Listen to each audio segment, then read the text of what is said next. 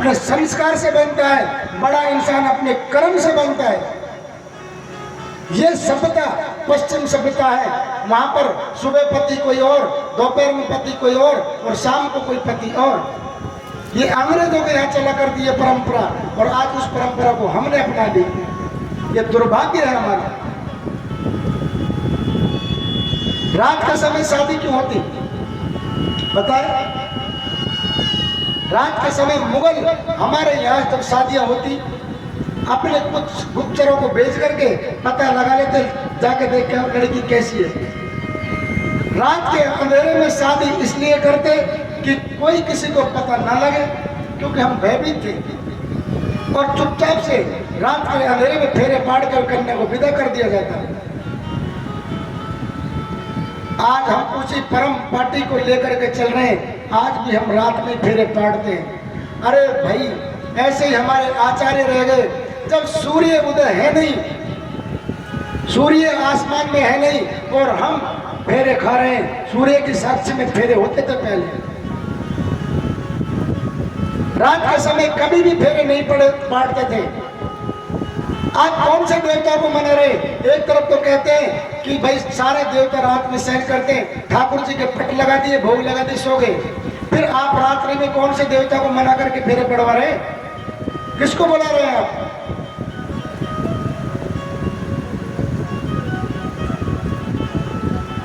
ऐसे ही हमारे आचार्य रह गए।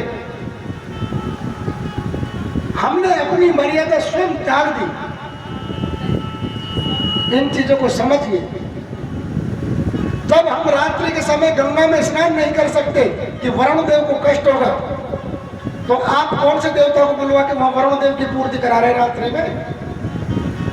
अग्निदेव सोया हुआ है, आप अग्नि के सामने फेरे पटवा रहे हैं। उस ब्राह्मण से पूछे कौन से देवता को आह्वान कर रहा है तू?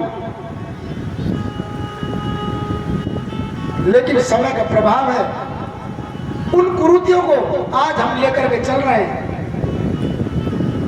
पहले भी विवाह होते, दिन में स्वयंवर रखे जाते, वीरता का पौरुष का बल दिखा करके कन्याओं को दिन में हरण करके नहीं लाते, ऐसे चोर करके। दिन में उस शरत को पूरी करके और तब उसका संस्कार किया जाता, पाणी ग्रहण संस्कार। फिर तब भी पढ़ते, लेकिन उस मर्यादा को बड़ा करके। धनुष एक हुआ, धनुष टूटा, उसके बाद भी फेरे पड़े भगवान राम के। दिन में पड़े, कोई बता दे रात में फेरे पड़े हो भगवान राम के। कन्हैया लेके आए रुक्मणी जी को, दिन में लेके आए, रात में चुरा के नहीं लाए, भगा के नहीं लाए। अरे कुछ काल था, मुगलों पर आक्रमण हुआ, हमने अपने डर भय से रात्रि में ऐसा किया, लेकिन आज तो कोई भय नहीं है। हम उन्हीं परिपाटियों को चले आ रहे हैं। अपने मन को, मैं कुछ ज्यादा ही बोलता हूं ना, देखो ऐसा लगता होगा शायद। अपने मन को उसी जगह पर लाइए। आज कन्हैया ने उसी गोपी के बच्चे को हाथ पकड़ा दिया और जाके वह कहने लगी, अरे ओ यशोदा, यशोदा, यशोदा मैया घर से बाहर आई। हाँ बोल सकी, बोल। देख तेरे छोरो रोजीना मेरे घर में माखन मिश्री खावे, मटकिन को फोड़ दे, और देख तू मानती नहीं थी ना कि मेरा छोरा चोरी नहीं करता है। देख तेरा छोरा को तो आज मैं पकड़ के लाई हूँ। अब कन्हैया ने तो पहले ही उसके बच्चे का ही हाथ पकड़ा रखा था। यशोदा कहने लगी, अरे सखी तो काय को मेरा छोरा के सिर पड़े? मेरे छोरे तो घर में सो रहे, और ये देख तू घूंघट तो उठाया, तू देख ये तो तेरा ही छोरा है। जैसे ही सखी ने घूंघट उठाया, देखा वो खुद का ही बच्चे को पकड़ के ले आई। ऐसी ऐसी बाल लीलाएं मेरे कन्हैया ने की। पहले किसी के घर में भी बच्चे खेलते, कोई नहीं रोकता था। जहां मर्जी खा लिया, सो गए, उसी घर में सो गए। एक दूसरे का भाईचारा इतना था, कोई किसी से ये नहीं था कि ये घर पराया है, ये घर पराया है। अब ये मुश्किल से 20-25 साल में इतना परिवर्तन देखने को मिल रहा है, तो मेरी तो समझ में नहीं आता कि ये कलयुग 4,32,000 साल कैसे निकाले। हम केवल हमने अपनी बुद्धि मैं और मेरे में समेट करके रख ली, हमारा दायरा सोच का छोटा कर लिया। मैं आपसे पूछता हूं, परमात्मा की कृपा से आपके 10 बच्चे हों, आप किसके घर छोड़ जाएंगे उन बच्चों को? छोड़ दोगे किसी घर? 10 का भी पेट भरोगे ना। अगर दौरानी जेठानी का एक बच्चा है और उसको आप खिला के सुला लोगे तो कौन सा बम फट जाएगा? वो क्यों आपको बुरा लगने लगा? ये हमारी छोटी सोच का परिणाम है। हमारी मानसिकता गिर गई, हम मर्यादा को तोड़ रहे हैं। क्यों? कि हमने शास्त्रों का अध्ययन किया ही नहीं कि शास्त्र हमारे क्या कह रहे हैं। और आजकल तो बेटी वालों को भी बहुत बहुत धन्यवाद, जो अपनी बेटी को इतना दहेज देते हैं कि वहाँ उसको एक भी सामान मांगने की आवश्यकता नहीं पड़ती है, न सास से न ससुर से, और अपना सामान लेके शाम को ही गैस में लगा देती है, दम अलग चूल्हा। पहले दहेज नहीं दिया जाता था, कन्यादान ही दान हुआ करता। बेटी एक एक चीज के लिए तरसती थी और वह अपने ससुराल की चीज को ही, जो वस्तु होती उनका ही उपयोग होता। अब तुम पहले से कोट बांध करके दे रहे हो उसको, छातला नहीं देते ना। एक दो शादियों में मैंने छातला भी देते, देखा मेरी छोरी कहाँ जाएगी, किसके मांगेगी। अब विचार करिए हम कर क्या रहे हैं। हर बेटी बाप के बेटी है, हर बाप का बेटा है। आप भी बेटी वाले हैं, मैं भी बेटे वाला हूं। फिर ये इस तरह का ये लेन देन व्यापार हो क्यों गया? ये सौदा कर रहे हैं, बेटी बिकती है क्या या बेटा बिकते हैं? आज कोई 11 लाख मांग रहा है, कोई 21 लाख मांग रहा है, कोई 51 लाख मांग रहा है। अगर वही 11 और 21 लाख किसी गरीब को देकर के बेटी दे दी जाए तो वो आपका जीवन भर आभारी रहेगा और वह आपके बराबरी का हो जाएगा और आपका जीवन भर सम्मान करेगा। लेकिन हम कर क्या रहे हैं? हम अपने से डबल पैसे वाले को लड़की देते हैं। 11 लाख 21 लाख भी दे दिए, पैसे वाले को पैसा वाला और बना दिया। आपकी कोई कदर नहीं है। इन चीजों को सोचिए, समझिए कि जो दहेज मांगता है प्रतिज्ञा कर लो उस घर में लड़की दो ही मत। अगर ऐसा जिस दिन ये समाज कर लेगा, दहेज मांगने वाले भूल जाएंगे कि दहेज होता क्या है, लेकिन बढ़ावा तो हम ही दे रहे हैं। इन चीजों पर अमल करिए। इस प्रकार मेरे कन्हैया ने अनेकों प्रकार की लीला की। जब बार बार माता यशोदा को ओल में आने लगे, एक दिन माता डंडी लेकर के और कन्हैया को पकड़ने के लिए भागी। आगे आगे कन्हैया है, पीछे पीछे माता यशोदा है और भागते भागते भागते दोनों चले जा रहे हैं। कन्हैया हाथ नहीं आ रहे। माता यशोदा कहने लगी, अरे ओ कटुआ, अरे मैं थक गई हूं, रुक जा, अरे दारी के रुक जा। कन्हैया पीछे घूमते टिली कह के फिर भाग छूट गए। फिर कह भागती भागती माता यशोदा थक जाती, अरे ओ दारी के रुक जा, कन्हैया तो को मेरी कसम है, रुक जा। कन्हैया ने विचार किया कि माता ने अपनी कसम दिला दी, अब तो मुझे रुकना ही पड़ेगा। माता और कन्हैया आगे आगे कन्हैया, पीछे पीछे माता यशोदा 84 कोस तक भागे। जो आप 84 की परिक्रमा जो बोलते हैं वह कोई और नहीं, ये मेरे प्रभु कन्हैया और माता यशोदा जब कन्हैया को पकड़ने के लिए भागी तो ये 84 कोस लगातार चलते रहे। हर 1 कोस पर एक बैठक है। माता यशोदा थक जाती, बैठ जाती, कन्हैया फिर आगे बढ़ते। इस प्रकार से 84 कोस की परिक्रमा आज आप और हम देते हैं। ये 84 बैठ के ही माता यशोदा जहाँ बैठी वो 84 बैठकें हैं। जब माता की कसम दी तो कन्हैया रुक गए। कन्हैया ने कहा, माता सब कुछ कह दिया कर तू, लेकिन कभी भी आज के बाद मुझे तू तेरी सौगंध मत देना। अब तो माता जी उसको पकड़ करके बांधने लगी कन्हैया को, लेकिन जैसे ही माता जी बांधती रस्सी 2 अंगुल छोटी पड़ जाती, फिर और बड़ी रस्सी लाती, फिर बांधती, फिर 2 अंगुल छोटी पड़ जाती। आखिर में माता जी थक गई, कहने लगी, अरे ओ दारी के तेरे 2 जोड़ू हाथ तू बंध जा। कन्हैया बंध गए।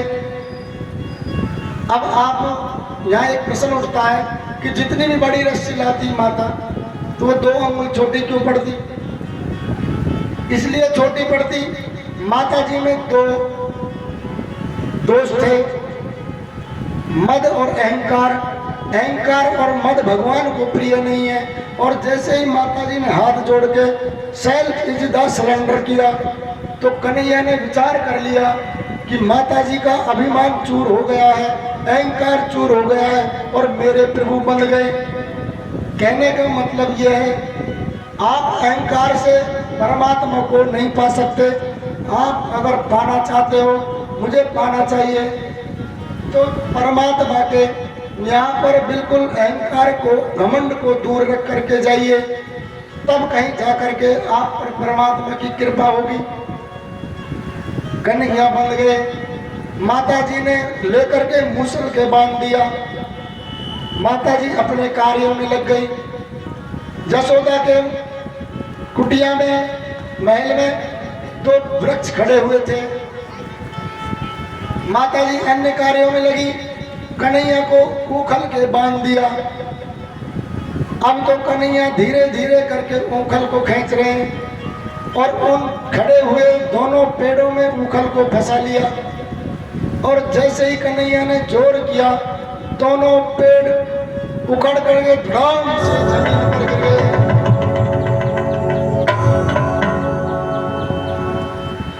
उन दोनों पेड़ों को गिरते ही उनमें से 2 दिव्य पुरुष निकले।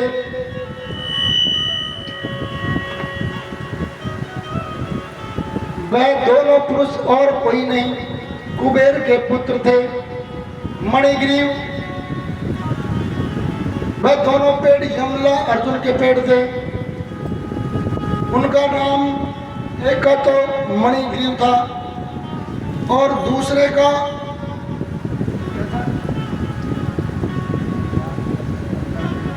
चलो याद आ जाएगा, बता दूंगा, दिमाग से निकल गई कथा। आज दोनों पेड़ जब उखड़े, दोनों दिव्य पुरुष हुए। ये दोनों दिव्य पुरुष कुबेर के पुत्र थे। इनको पिछले जन्म में श्राप लगा हुआ था।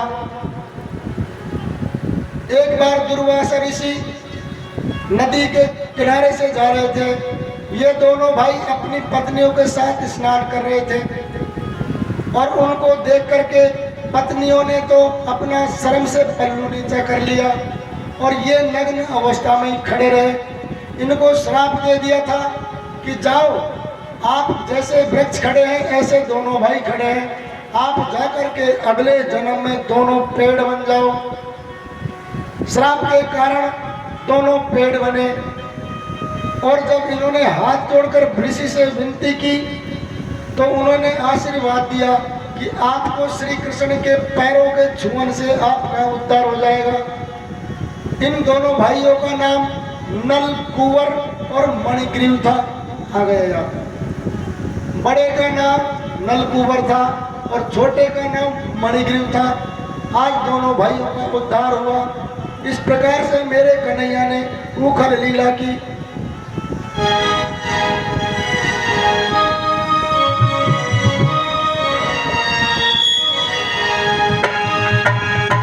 पकड़ लो हाथ बनवाई, नहीं तो डूब जाएंगे। पकड़ लो हाथ बनवाई, नहीं तो डूब जाएंगे। नहीं तो डूब जाएंगे, नहीं तो डूब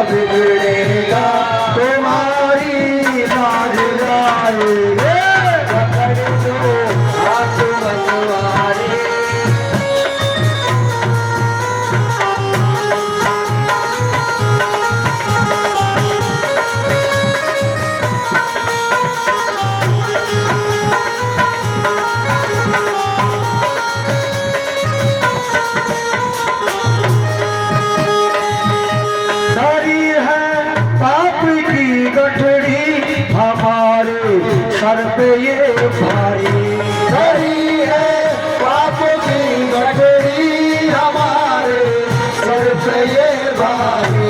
भारी है पाप की गठरी हमारे सर पे ये भारी धरी है पाप की गठरी हमारे सर पे ये भारी। वजन पापों का है भारी जो का है भारी वजन पापों का है भारी वजन पापों का है भारी। इसे कैसे उठाएंगे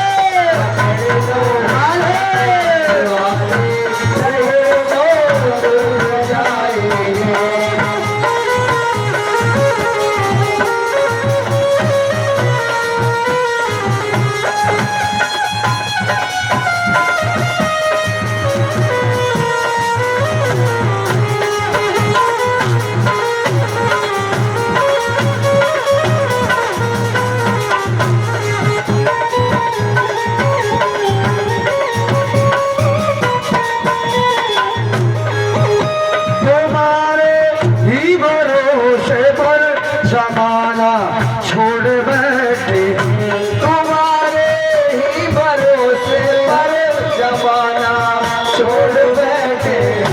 तुम्हारे ही भरोसे पर जमाना छोड़ बैठे तुम्हारे ही भरोसे पर जमाना छोड़ बैठे। जमाने की तरफ देखो जमाने की तरफ देखो जमाने की तरफ देखो जमाने की तरफ देखो। इसे कैसे निभाएंगे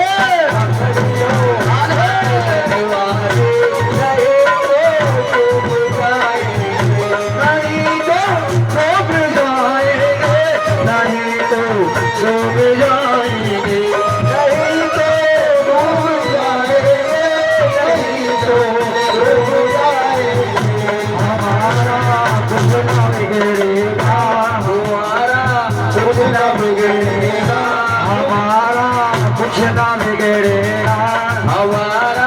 कुछ न बिगड़ेगा। तुम्हारी लाज जाएगी हाथ बनवाना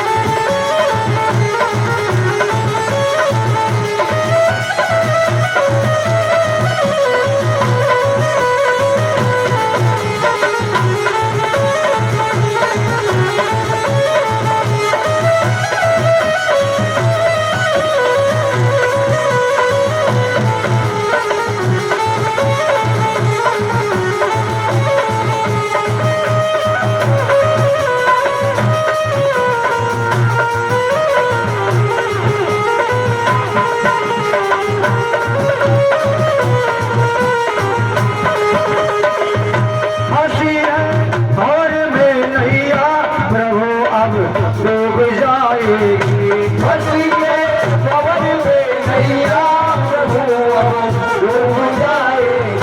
हंसी है भौर में नैया प्रभु अब डूब जाएगी हंसी के पवन में नैया प्रभु अब डूब जाएगी। भैया आप बन जाओ भैया आप बन जाओ भैया आप बन जाओ भैया आप बन जाओ। प्रभु अब डूब जाएगा हाथ बनवाए नहीं तो डूब जाएगी।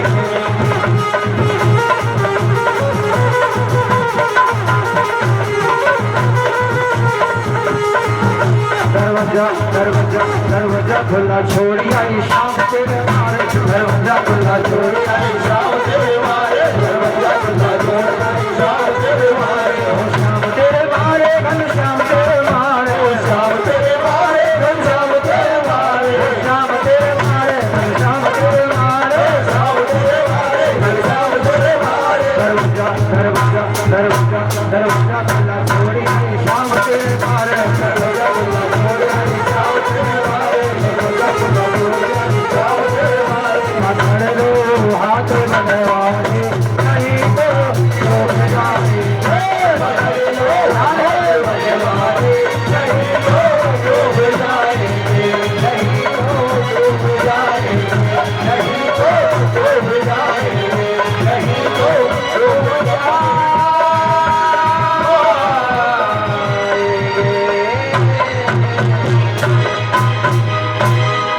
वृंदावन बिहारी लाल की जय हो। राधा रानी सरकार की जय हो। जय जय श्री राधे श्याम। आप लोगों की कथा समझ में आ रही है? अरे कोई दिक्कत परेशानी तो नहीं है? कहीं ऐसा तो नहीं है? एक बार एक व्यास जी कथा सुनाने के लिए आए तो ऐसा पोल बीच में लगा हुआ था क्योंकि पंडाल छोटा है ना, इधर भी इतना ही होता। तो एक माता जी ने कमर लगा रखी थी इसके पाइप के। माता जी बैठी बैठी रो रही थी और व्यास जी कथा सुना रहे थे। अब कथा ऐसी चल रही थी विरह की। व्यास जी की नजर उस माता जी पर पड़ी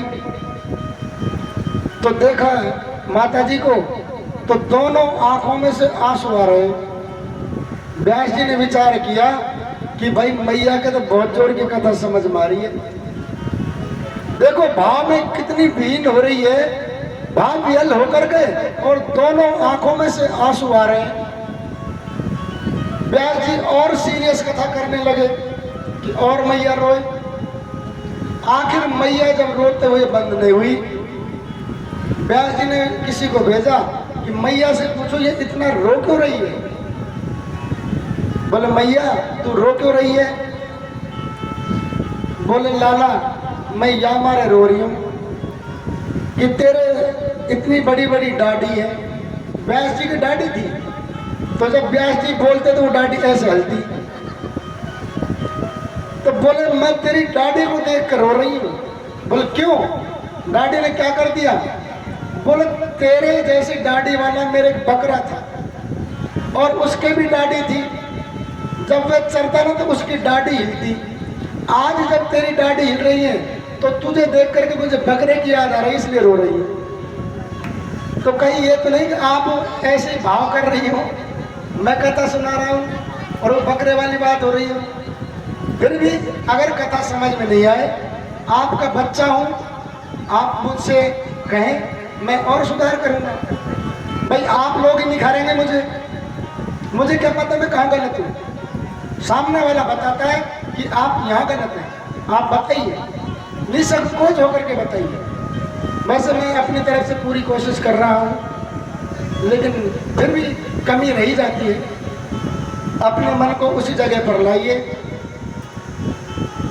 आज दिन प्रतिदिन जब गोकुल में अत्याचार हो रहे हैं, असुर बार बार परेशान हो रहे हैं, कर रहे हैं, पेड़ भी टूट करके गिर रहे हैं। इस पर नंद बाबा ने विचार किया अब गोकुल को छोड़ने में ही भलाई है। उपनंद जी को बुलवाया गया, सभी गोप वालों को बुलवाया कि भाई यहाँ आए दिन कुछ न कुछ होता रहता है। कभी गाड़ी उठती है, कभी बवंडर चलता है, कभी पेड़ गिरते हैं। हमारे कन्हैया को तो यहाँ ठीक स्थान नहीं है। किसी दिन अनहोनी ना हो जाए तो आप इस गोकुल को छोड़ने का निर्णय लो। नंद बाबा ने सभी की सलाह ली, सबने गोकुल को छोड़ने का निर्णय लिया और गोकुल में छोड़ते समय अपने अपने बछड़ों को, गायों को, अपने अपने बच्चों को, जो भी साजो सामान था रथों में भर भर के और वृंदावन पहुंचा दिया। वृंदावन किसको कहते हैं? अरे वृंदावन तो सब जानते ही हैं। इसका नाम वृंदावन क्यों पड़ा? वृंदा मानी तुलसी। तुलसा जी का एक नाम है वृंदा। इसकी कथा बहुत लंबी चौड़ी है। जहां पर तुलसी का वन हो वही वृंदावन है। आज नंद बाबा और माता यशोदा अपने कन्हैया बलराम जी अन्य सखियों सहित पूरे गोकुल को छोड़ करके वृंदावन में जाकर के निवास करने लगे। कंस को इस बात का जब पता लगा कि गोकुल छोड़ करके वृंदावन में आ गए हैं तो अपने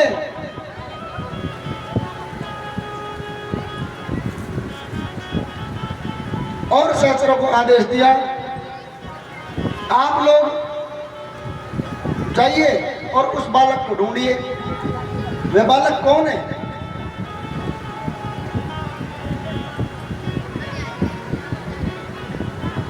इधर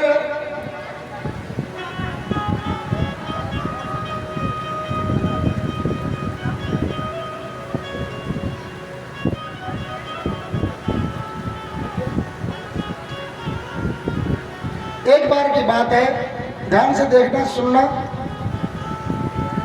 जब कन्हैया जी छोटे थे, उस समय माता पार्वती से भोले बाबा ने कहा कि मैं कुछ समय के लिए गोकुल में जा रहा हूं और मैंने सुना है परम पिता परमेश्वर ने अवतार ले लिया है। आज भोले बाबा अपना योगी का रूप बना करके और गोकुल में आते हैं, आकर के और नंद बाबा के द्वार पर आकर अलग जगाते हैं। जैसे ही भोले बाबा ने भिक्षाम दी बोला, उसी समय माता यशोदा दरवाजे पर आई। दरवाजे पर आकर जब देखा कि सामने तो कोई अवधूतधारी बैठा है, खड़ा है, और कहने लगे भोले बाबा कि मुझे आपके लाला के दर्शन करने हैं। माता ने मना कर दिया, मैं आपको इस वेश में मेरे लाला के दर्शन नहीं करा पाऊंगी। लेकिन बाबा जैसे ही मना करने पर चलने लगे तो वह लाला रोने लगा। वापस माता यशोदा ने बुलवाया भोले बाबा को और भोले बाबा कहने लगे कि मुझे आपके लाला के दर्शन करने हैं, आप मुझे अपने लाला के दर्शन कराइए। इस भजन के माध्यम से सुनिए, आपके बीच में भोले बाबा आ रहे हैं।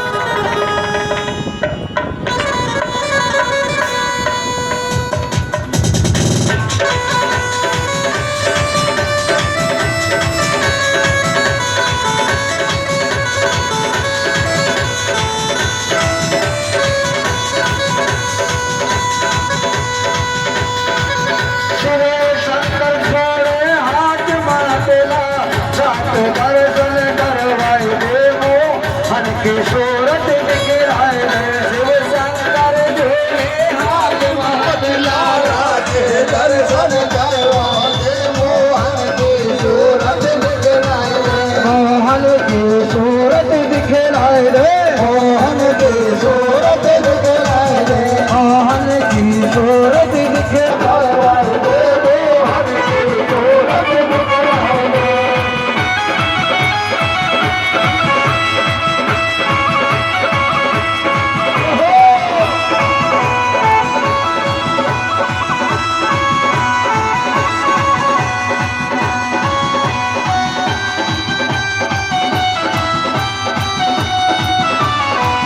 शंकर भवे बोले तुम संत दिया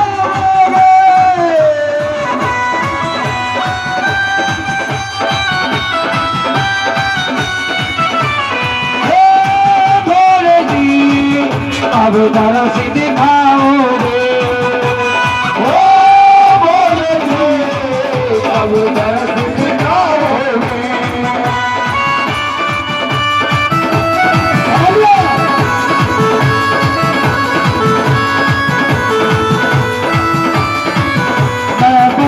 दूर से आया हो, मैं बड़ी दूर से आया हो, मैं बड़ी दूर से आया हो, मैं बड़ी दूर से आया हूँ। सब गुना नादिया लाया हूँ, सब गुना नादिया लाया हूँ, सब गुना नादिया लाया हूँ, सब गुना नादिया लाया हूँ। मैं जोड़ दोनों हाथ बांधना दर्शन करवाए देवो हर की सूरत दिखलाए शिव शंकर जोड़े हाथ बांधना दर्शन करवाए देवो हर की सूरत दिखलाए।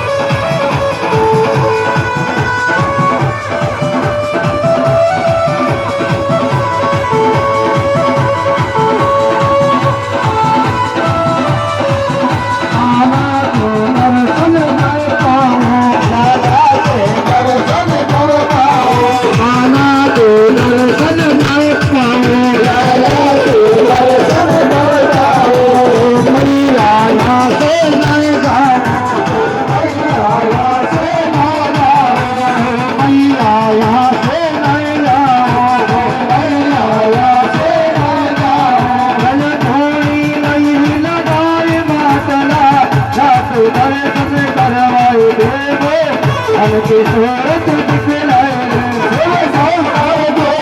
हाथ बादला दर्शन करवाए देखो हर की सूरत दिखलाए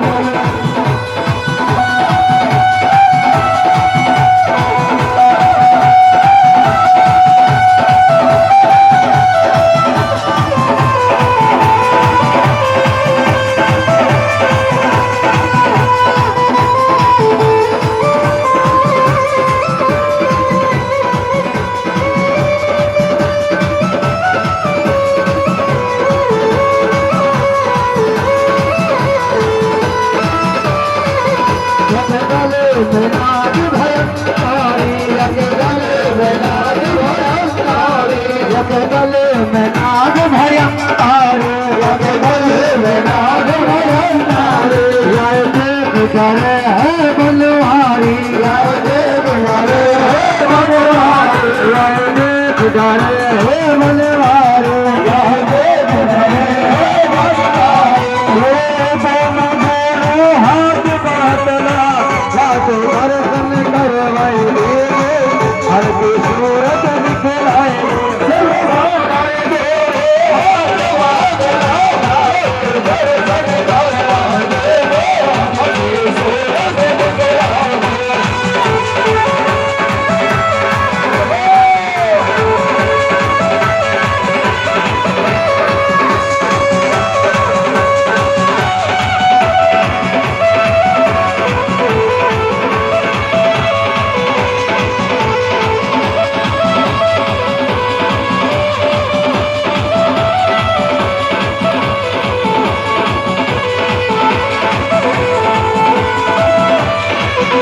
लाला ने वो धन बचाए लाला ने वो धन बचाए लाला ने वो धन बचाए लाला ने वो धन बचाए बाबा को तुरंत बुलाए लाला को तुरंत बुलाए भोले को तुरंत बुलाए भोले को तुरंत बुलाए दोनों में खुशियाँ मार मातला दर्शन करवाए हर की सूरत दिखलाए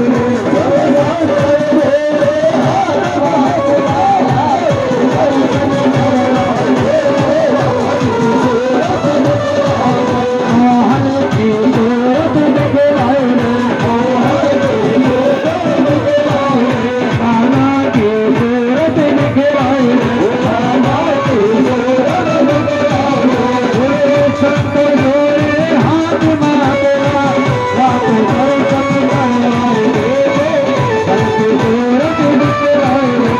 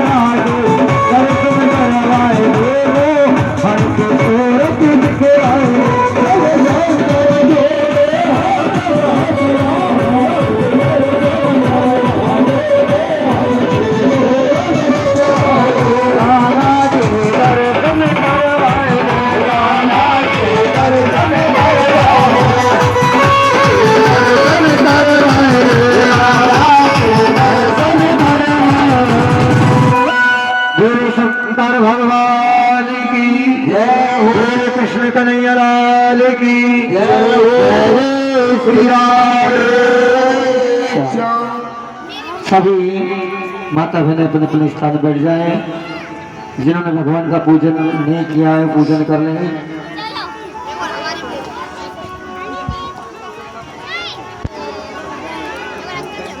अब सभी ने पूजन कर लिया, जिसने नहीं किया वो पूजन कर ले यंत्र के माध्यम से। अब आपके जलपान का समय हो चुका है, जलपान करिए और इजाजत हो तो हम भी कर लें। ठीक है साहब। कार्यकर्ताओं से निवेदन है कि इनके लिए जलपान की व्यवस्था करें और शांतिपूर्वक जलपान करा करके 2:30 बजे से फिर कथा शुरू होगी और आपको 5 बजे तक सोने कराई जाएगी। तब तक के लिए आप हमें, शंकर भगवान आपके बीच में आ चुके हैं, अब इनको भी आप, हम तो क्या कह सकते हैं भोले बाबा, आपसे हमारी करबद्ध प्रार्थना है। आपका तप यहाँ इन लोगों से हमसे नहीं झिलेगा, आप तो कैलाश पर ही चलिए। बोल शिव शंकर भगवान की जय।